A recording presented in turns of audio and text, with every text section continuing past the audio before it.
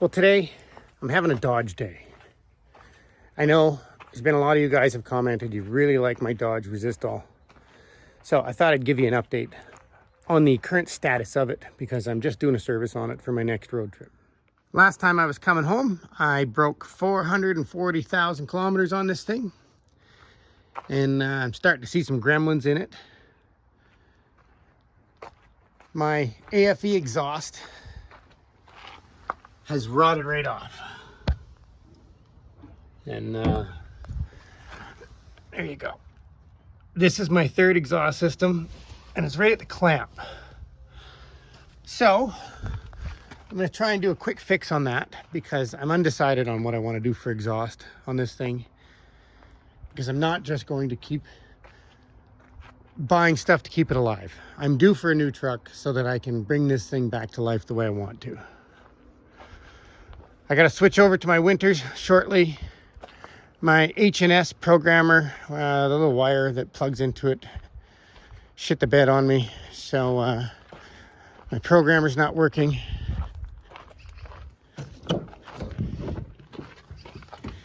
Literally just the end disintegrated. Kind of weird. And I'm having battery connector issues.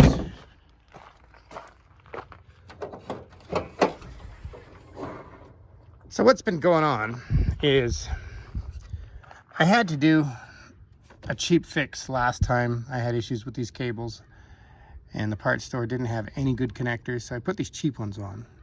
They've been corroding like crazy and rusting. And that one's actually really bad. And I think this one's starting to strip in the hole because this one keeps coming loose. And what will happen is the Alberta highways are pretty rough. Like you hit a bump doing 110 and they're quite a massive bump. And this cable will pop right out of the connector, and this is your main battery. When that happens, you lose everything. The truck just shuts down, no power steering, no power brakes. And I had to do an emergency stop on the side of the highway and fix it.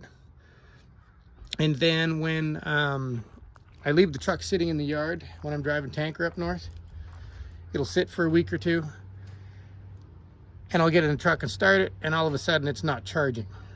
And all the check gauges comes on, and if I drive it to go to my motel, it'll most likely die on me. And it turned out to be this one little ground wire right here that goes to your fender. That was loose, and my truck will not charge if that is loose. Grounds are very important, apparently.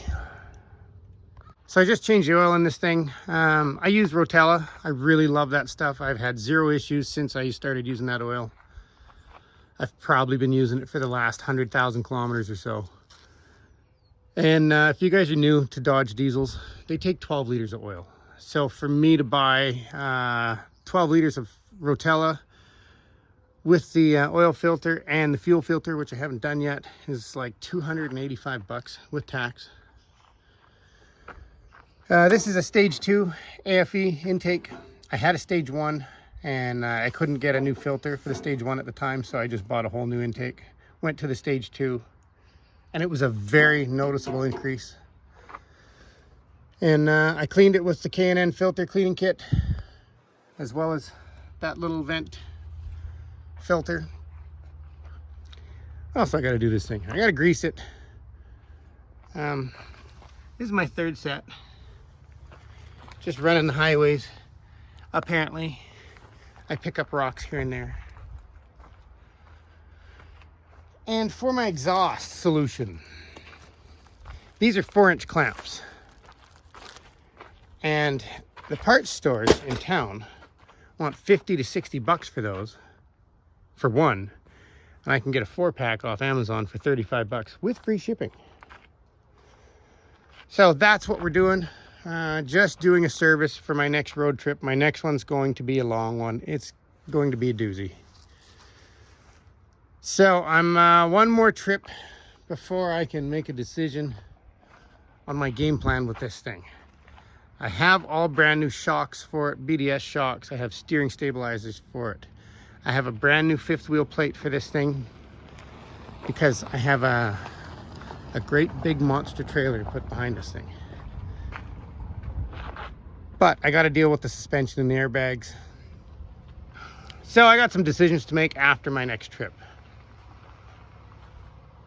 But I just wanted to give you guys a little update on what I'm doing, how the truck's doing. I know some of you guys have commented how much you love this thing, so let's get under it and fix this exhaust. Well, that worked out. That'll hold for now. We'll keep rednecking this thing together. So next, my one trick that guys say you shouldn't do, never do this. I spray all of my U-joints and axle joints with fluid film. I have 440,000 kilometers. These are the factory U-joints, and they don't have grease nipples. And we have a lot of extra power in this thing. So I don't care what anybody says, this works. So I'm gonna spray all my axle joints, and I've only had to replace the driver's side axle joint because I was horsing around in the winter one time doing donuts in four-wheel drive, and I hit a dry patch and that one started knocking. This is still the original axle joint. All of the front the front drive shaft and rear drive shaft, all of the U-joints are original. So I'm gonna get under and spray them all.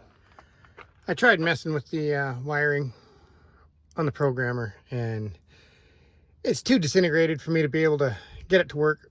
So I'm going to have to get a new programmer. Got a whole lot of Googling to do on what programmer I would like next, because this is an H&S Mini Max with custom built maps.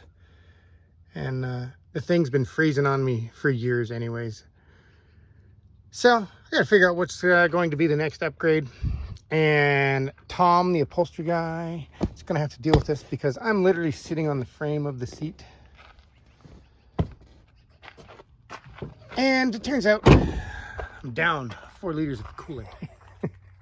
But we're gonna keep on driving it. So all I got left is a fuel filter. That job absolutely sucks to do. And load up my winter tires, because by the time I come back out of my from my next run, there should be snow and ice all over the roads. It is what it is. But we are hopefully, I'm hoping this may be the last run for the Dodge before it gets to retire and become a build. It's time. Oh, would you look at that? Explain that, because it's not even plugged in with that one wire. Because all of a sudden it came on. Huh. I'm having quite the lucky week in a lot of ways.